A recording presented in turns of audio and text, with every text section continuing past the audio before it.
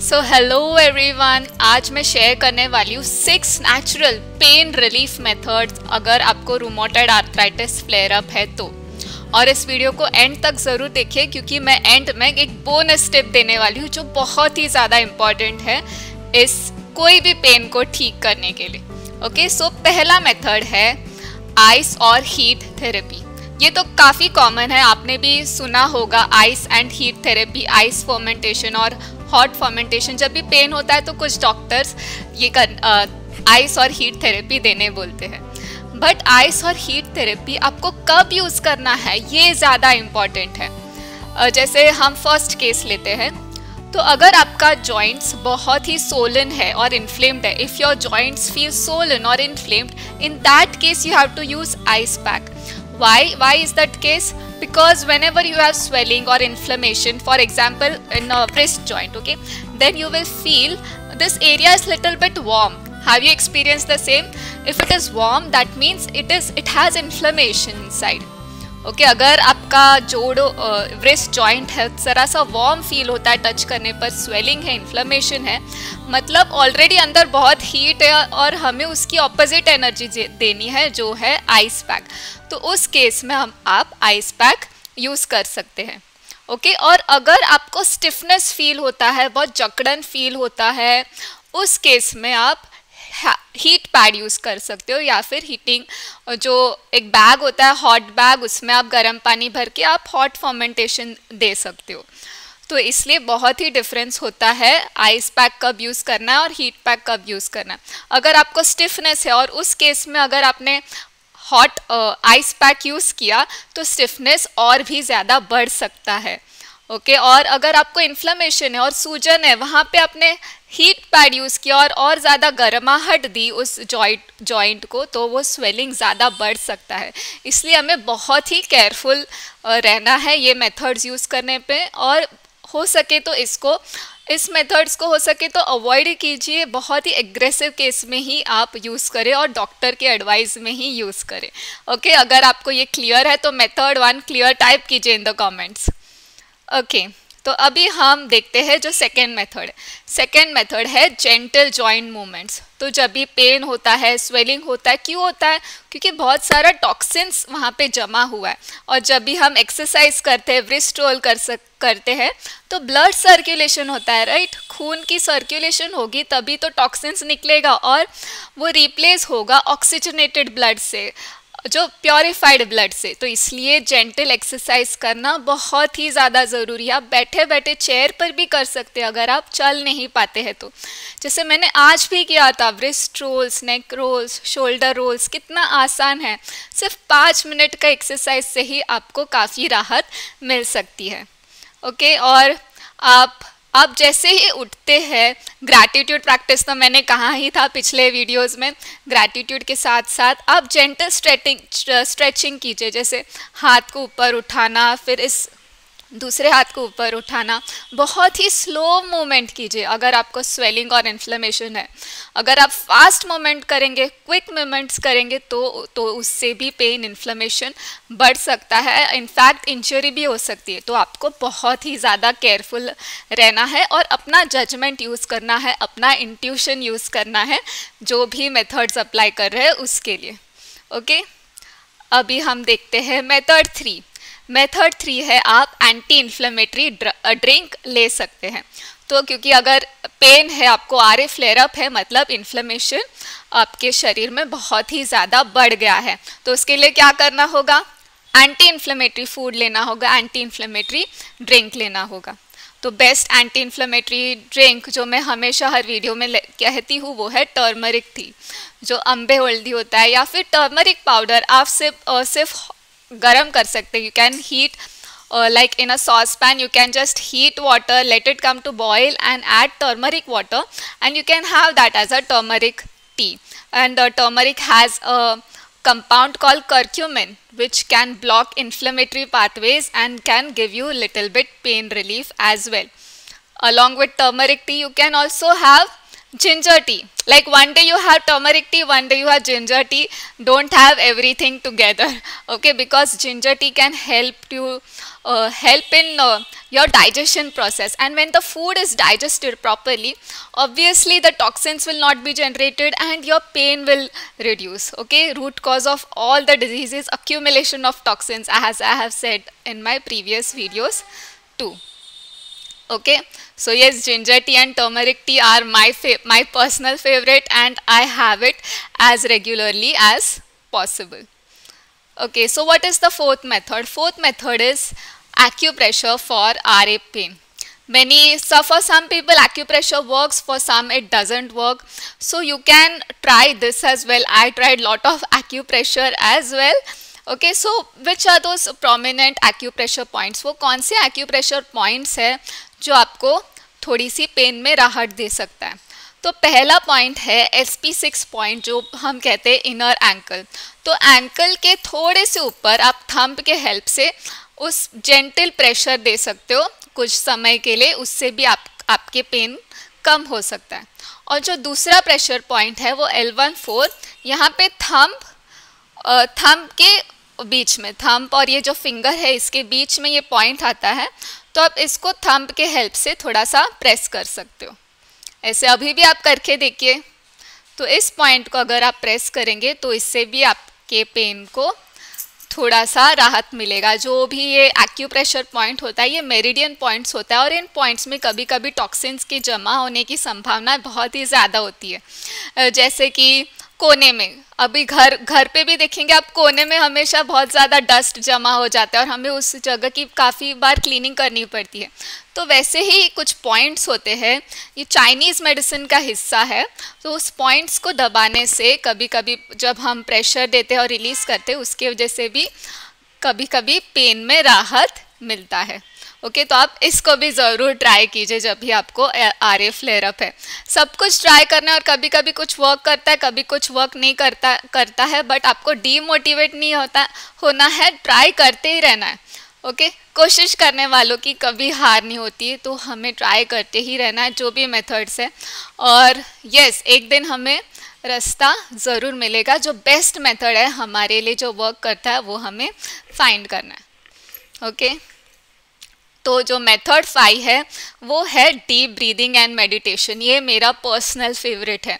Okay, बहुत लोग मेरे से यही क्वेश्चन पूछते हैं. Many people ask me, Seema what should be the diet plan क्या होना चाहिए, सीमा क्या खाना चाहिए, मुझे क्या पीना चाहिए. बहुत डाइट पर ही बहुत ज़्यादा फोकस करते हैं, बट जो मेरे पर्सनल हीलिंग जर्नी में ब्रेथ का बहुत ही इंपॉर्टेंट रोल था, मेडिटेशन का बहुत ही इंपॉर्टेंट रोल था. क्योंकि जब हम सांस लेते हैं, इनहेल एक्सेल करते, तो हमारे मन को शांत करता है, और जब हमारा मन शांत होता है तो हमारी सांस नॉर्मल होती है. आपने ये रियलाइज़ किया होगा, राइट? आपने भी ये ऑब्जर्व किया होगा. जब भी हमारा मन शांत होता है तो ब्रेथ ऑटोमेटिक ही नॉर्मल हो जाता है. कितना चमत्कार है, राइट? ये प्रकृति का, ये नेचर का. बट हम नेचर के साथ अलाइंड ही नहीं रहते, हम खुद के साथ ईज में नहीं रहते, जिसकी वजह से डिजीज़ की संभावना बढ़ जाती है. ओके, तो जब हम ब्रीदिंग करते हैं तो हमारा माइंड, बॉडी, सोल अलाइंड होता है, और जो हम रूट कॉज पे टारगेट करते हैं, तो डीप ब्रीदिंग जैसे विम हॉफ ब्रीदिंग आप ट्राई कर सकते हैं, राजयोग मेडिटेशन ट्राई कर सकते हैं. जो भी मेडिटेशन आपके मन को शांत करे और साथ ही में आपके ब्रेथ पे भी फोकस करे, उस टाइप के मेडिटेशन आप ट्राई कीजिए. और पर्सनली मुझे भी मेडिटेशन की वजह से बहुत ही पेन में रिलीफ होता था. जैसे मैं चूज़ करती थी to feel love, to feel peace, to feel blissful, to feel joyful. तो जब मैं ये फीलिंग्स क्रिएट करती थी अपने थॉट्स के पावर से, तो वो फीलिंग्स ही दवाई का काम करती थी. डोपामिन रिलीज होता है जब भी हम खुश होते हैं. तो इसलिए तो कहा जाता है happiness is the best medicine. तो मैंने जो फीलिंग्स को अपने मेडिसिन के रूप में यूज़ किया, और ब्रीदिंग एक्सरसाइज भी काफ़ी किया, जिसके और ऑक्सीजन जो है, ब्रीदिंग की वजह से जो ऑक्सीजन हमारे बॉडी के हर एक सेल्स, टिश्यूज़ तक पहुंचता है, तो वो ऑक्सीजन टॉक्सिन्स को बाहर निकालने में हेल्प करता है. और साथ ही जो कैंसरस सेल है, जो भी टॉक्सिन्स है उसको रोकने में हेल्प करता है, कैंसरस सेल्स ग्रोथ को रोकने में हेल्प करता है, और ये साइंटिफिक रिसर्च ने भी प्रूव किया। तो ये बहुत ही इंपॉर्टेंट मेथड है। जब भी आपको आर ए फ्लेयर अप हो तो जो ब्रीदिंग है उसकी जो प्राणायाम आप करते हो उसको थोड़ा बढ़ा दीजिए। अगर आप 5 मिनट करते हो तो 10 मिनट कीजिए, दिन में 3 बार कीजिए। तो मैं personally Wim Hof method use करती थी और दिन में 3 बार यूज़ करती थी उस मेथड को, और मुझे ब्रीदिंग मेथड से ही काफ़ी ज़्यादा पेन रिलीफ मिला। ओके तो यस, आपको टॉर्टाइस के बारे में तो ज़रूर पता होगा। टॉर्टाइस बहुत ही स्लो सांस लेता है, बहुत ही स्लो इनहेल एक्सेल करता है, जिसकी वजह से उसका लाइफ स्पैन भी बहुत लंबा होता है। बट हम ह्यूमन बींग्स इतना फास्ट हमेशा जल्दी में रहते हैं, जिसकी वजह से हमारा ब्रेथ भी बहुत फास्ट होता है। और तो ये जो डिज़ीज़ आजकल इतने सारे डिज़ीज़ है, इम्बैलेंसेस है बॉडीज़ में, दोषाज में, तो वो सब तो लोगों को नेचुरल लगना लग गया। बट रिलैक्सेशन ही नेचुरल है, ब्रीदिंग नॉर्मली ही नेचुरल है। ओके तो हमें नेचुरल की डेफिनेशन चेंज करनी है। And if you all have registered this point in mind that breathing and meditation is absolutely important in your healing journey, then type in the comment below that yes, I realize that I have to start breathing and start doing meditation. Type in the comments, और मुझे लिखिए, मुझे interact कीजिए comments में, तभी तो मुझे पता चलेगा मेरे वीडियोस के थ्रू आप प्रैक्टिस कर रहे हो, इम्प्लीमेंट कर रहे हो, तभी तो मुझे और मोटिवेशन मिलेगा आपके कमेंट्स पढ़ के। तो आपके कमेंट्स में ज़रूर टाइप कीजिए आप कौन सा प्राणायाम कर रहे हो, कौन से मेडिटेशन प्रैक्टिस कर रहे हो, ताकि हम सब एक दूसरे से सीख पाएँ। ओके तो जैसे मैंने कहा, ये मेरा पर्सनल फेवरेट है। ये मेरा एक पिक्चर है जो कुछ सालों पहले मैंने मेरे बिल्डिंग के टेरेस में लिया था। ये आपको इंस्पायर करने के लिए। तो मेडिटेशन और ब्रीदिंग बहुत ही ज़्यादा इम्पॉर्टेंट है। ओके आप भी इस तरह का फ़ोटो लेके इंस्टाग्राम में पोस्ट कीजिए, मुझे टैग कीजिए। वैसे तो मैं इंस्टाग्राम में अभी फ़िलहाल ज़्यादा एक्टिव नहीं हूँ ऑनलाइन, जैसे मैंने कहा था आई deleted Instagram on my phone. Okay YouTube भी मैं गूगल लैपटॉप में ही यूज़ करती हूँ काफ़ी कुछ, और मोबाइल मैंने कम कर दिया है। उसका भी मैं एक वीडियो बनाऊँगी, कैसे मोबाइल से दूर रहने के वजह से, being away from social media, how that has helped in my healing journey. I will make a separate video for that as well. Type in the comments if you want that video too, how to get rid of digital addiction. Okay और method 6, okay ये भी मैंने try किया, Epsom salt soak, magnesium oil and Epsom salt soak. जो Epsom salt होता है उसमें भी मैग्नीशियम होता है। मैग्नीशियम ऑयल तो मैंने नहीं ट्राई किया, बट बहुत लोगों को इससे भी राहत मिली है। इप्सम सॉल्ट सोक मैंने ज़रूर ट्राई किया है। तो इसमें आप एक वार्म वाटर में थोड़ा सा सॉल्ट डाल के उस पर आप थोड़े देर बात कर सकते हो। अगर आपके पास ऐसे बाथ टब नहीं है बड़ा वाला, तो आप सिर्फ आपके जो इन्फ्लेम जॉइंट है, जैसे अगर आपको हाथ सूजा हुआ है तो वो आप एक टब पे रख सकते हो, या फिर एक आपका पैर अगर सूजा हुआ है तो वो आप टब पे रख सकते हो। ओके नॉट सूजा हुआ, if it is stiffness, as I said, if swelling and inflammation is there, then you don't have to give hot water fermentation. So if you have stiffness, you can take warm water, Epsom salt with warm water, and try this method as well, because magnesium has shown to reduce inflammation and reduce the pain as well. तो काफ़ी लोग Epsom salt bath भी recommend करते हैं। आप जो नहाते हो वो बकेट में थोड़ा सा Epsom salt डाल के फिर आप उससे नहाएंगे, और आप नोट कीजिए कि आपको उससे कुछ फ़ायदा हो रहा है या नहीं हो रहा है। ओके आप ऑब्ज़र्व कीजिए, हर एक की बॉडी यूनिक है, और हर एक कुछ लोगों को कुछ मेथड वर्क करती, कुछ नहीं वर्क करता है। तो आपको फाइंड करना है which method works best for you. Okay जो आपके लिए बेस्ट है आपको वो ही रिपीट करते रहना है, वो ही फॉलो करते रहना है। शायद मुझे भी नहीं पता कि आपके लिए कौन सा बेस्ट है, तो आप ही हमेशा आपके बेस्ट डॉक्टर है, आप ही आपके बेस्ट हीलर है, और आप ही आपके बेस्ट फ्रेंड है। तो आपको खुद को अंडरस्टैंड करना है, खुद को ऑब्जर्व करना है, ऐसे डिफरेंट मेथड्स ट्राई करके, और जो भी वर्क करता है उसको नोट कीजिए, जर्नल में लिखिए, कमेंट्स में भी टाइप कीजिए, और वो आप रिपीट करते रहिए। ओके और यस हमें हमेशा अपना बेस्ट फ्रेंड बनना है। हम ही हमारी मुश्किल परिस्थिति में हम ही हमारे बेस्ट हेल्प कर सकते हैं। कोई हमें हेल्प नहीं करता जब बहुत ही मुश्किल परिस्थिति है, बट जब हम खुद के बेस्ट फ्रेंड हो जाएंगे, खुद से प्यार करने लगेंगे, खुद की हेल्प करने लगेंगे, तब ज़िंदगी बदल जाती है, ज़िंदगी बहुत ही खूबसूरत हो जाती है।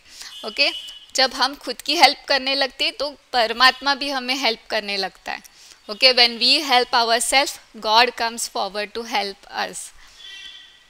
ओके, तो यस, और ये डिस्क्लेमर भी देना चाहती हूँ कि अगर आपका पेन बहुत ज़्यादा है, ये सारे मेथड्स यूज़ करके भी कुछ आपको वर्क नहीं हो रहा, ये मेथड वर्क नहीं कर रहा है और पेन बढ़ता ही जा रहा है, तो रूमेटोलॉजिस्ट से ज़रूर कंसल्ट कीजिए।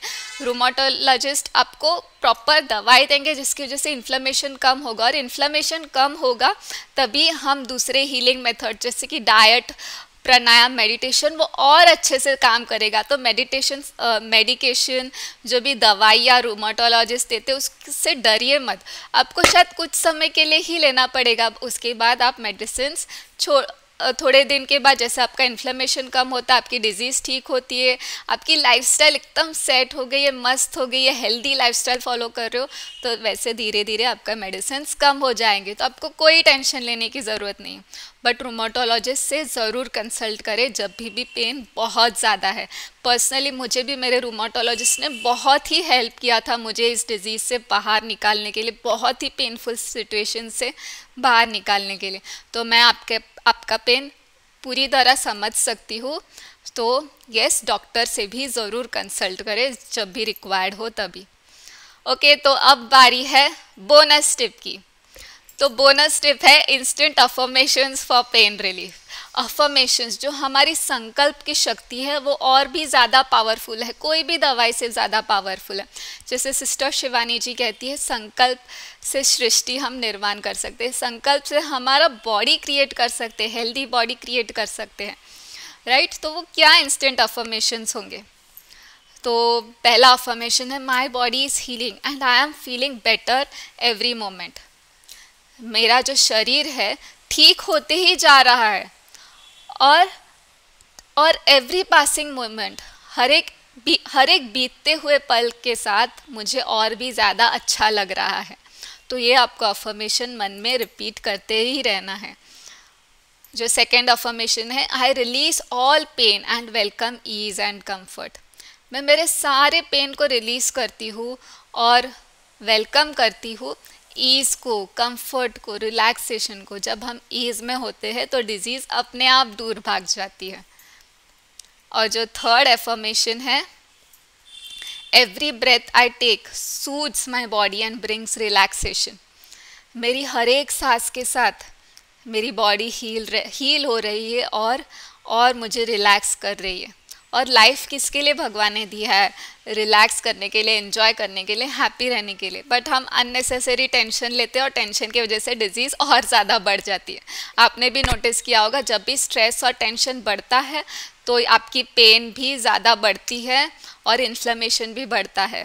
इसलिए हमें अफर्मेशंस, माइंड, थॉट्स, ब्रेथ, इस सब पर भी ध्यान देना है डाइट के साथ साथ। इसे कहते हैं हॉलिस्टिक हीलिंग। सिर्फ डाइट पर काम करके कितना भी अच्छा डाइट हो, बट अपने मन की डाइट, संकल्पों की डाइट चेंज नहीं की तो कोई भी हेल्दी डाइट भी काम नहीं करेगा। ओके, तो ये अफर्मेशंस भी ज़रूर रिपीट करें। 6 तो 3-3 बार लिखे, 10 बार नोटबुक में लिखे, और आपको फिजिकली भी इसका बेनिफिट फील होगा इमीडिएटली। ओके, तो यस, अगर आप और जानकारी चाहते हो आप मेरा वेबसाइट चेक कर सकते हो, satviko.com। इसमें मेरा सीमास डाइट प्लान कोर्स भी है। अगर आप इंग्लिश में कोर्सेस चेक करना चाहते हो तो आप मेरा वेबसाइट देख सकते हो। और यस, फाइनली इस वीडियो को लाइक, शेयर और सब्सक्राइब भी ज़रूर कीजिए। इस चैनल को सब्सक्राइब कीजिए और बेल आइकन दबाइए। और मेरा जो प्रीवियस वीडियो है, लास्ट वीडियो मैंने डाला था अल्टीमेट मॉर्निंग रूटीन, उसको भी ज़रूर चेकआउट करें। Sorry. Okay then, thank you so much, bye bye everyone, lots of love. और कमेंट्स में आपको जो भी पूछना है वो ज़रूर टाइप कीजिए। Bye bye, take care.